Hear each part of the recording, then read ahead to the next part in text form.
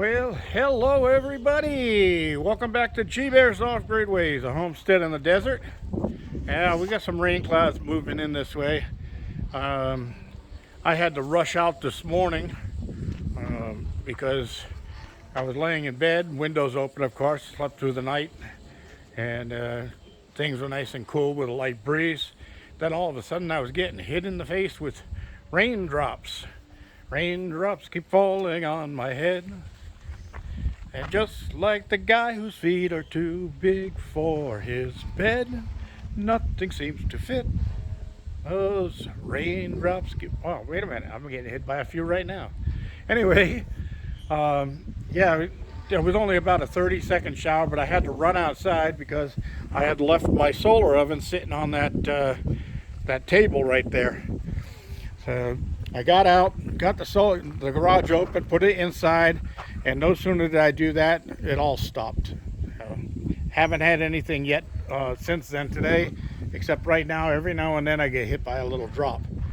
Now you can see it's looking pretty promising, but who knows? It's done that before. It's coming from the right direction though. So cool. There's an airplane right up there making a turn. No contrails, no chemtrails. Anyway, oh hi there, Patches. Come to say hi. Well, Dioge's eating up the rest of the supper now, huh? And Doggy Daddy's drinking water because he's done eating. So anyway, I hope the wind doesn't bother you too much. I'm gonna come out here and close up and head inside before the rains come. But look at the funnel on top of my solar oven. Yeah, I built this this afternoon actually, and I still gotta paint the outside of it.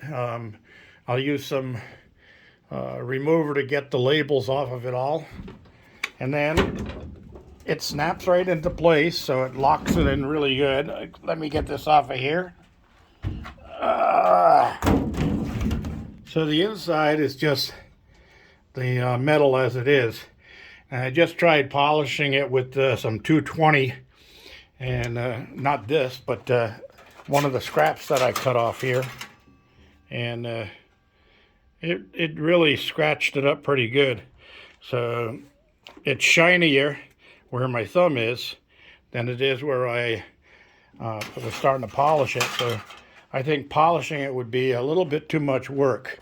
And I did tape the corners inside with some reflective tape, but I'm thinking that I found my can of 3M Super 77 adhesive, and I was thinking maybe if I took some of this Reflectex and cut it to the right sizes to fit in the corners, or fit on the sides, on the inside, spray the back of it with adhesive and stick it into place, and then tape the corners again with the reflective tape.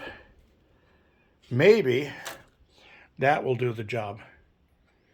I think that might be my plan. So this will sit out here for now. I'm going to go inside and get off my feet. I'm a little exhausted from being on my feet all day. And yeah, it looks like that tape is a little rough in the corners, but with the Reflectex in there, I think I can make it look smoother. Because I use pop rivets to hold the flaps together. I think that's probably going to be my plan. And I might even put cut a piece of tubing. I got some sprinkler tubing here, that half-inch black stuff. I'll slice it down the side and then put it over the top of this all the way around, so that none of these corners have sharp edges. Because really it's just to gather the sun and direct it downward into the solar oven. Tomorrow I think I'll come out. I might leave the back legs on take the two front legs off of this, and then I might put an adjustable leg here and here that I can just crack a wing nut loose, lower the leg down and tighten it, and then do the same thing to the other side. And that'll give me the opportunity to be able to adjust an angle on it if I had to. That's about it. Just wanted to catch you up on the solar oven. I wanted to show one other thing because it was mentioned that somebody made a hot water heater for his pool. You see this big plywood thing? That's what that was. I was going to heat my Tokuzi with it.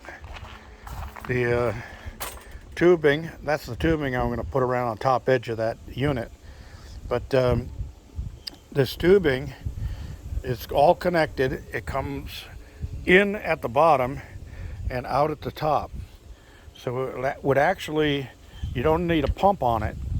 If I connect that up to the Tokuzi and put it out in the sun, the water would come out of the bottom of the Tokuzi where it's the coolest, and the hot water on the top would work as a thermal dynamics. So the water would suck in from the bottom, and as it heated in the tube, it would expand until it got all the way up to the top tube, and then come out back into the Tokuzi. Well, heck, without this, my Tokuzi runs at about 90 degrees Fahrenheit, so I don't really need this thing. I boil lobster in there if I put this thing on there.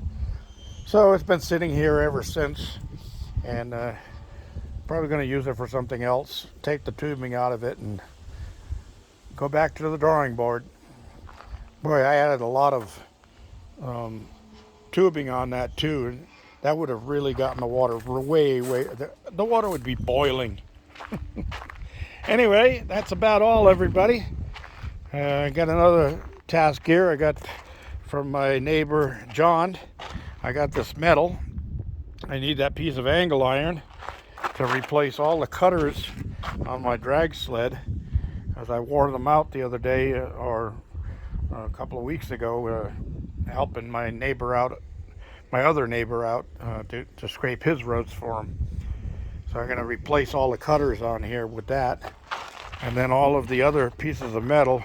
That'll all come in handy for something. I'll end up making something out of that. All right. You know, as a matter of fact, I'm looking at those maybe for, no, I'm not going to tell you. I'm not going to tell you. All right, everybody. Thanks for joining me. G-Bear reminding you, thumbs ups down there, share and subscribe. Let's hit that subscribe button. As some of the other guys say, smash it hard. All right, G-Bear signing off.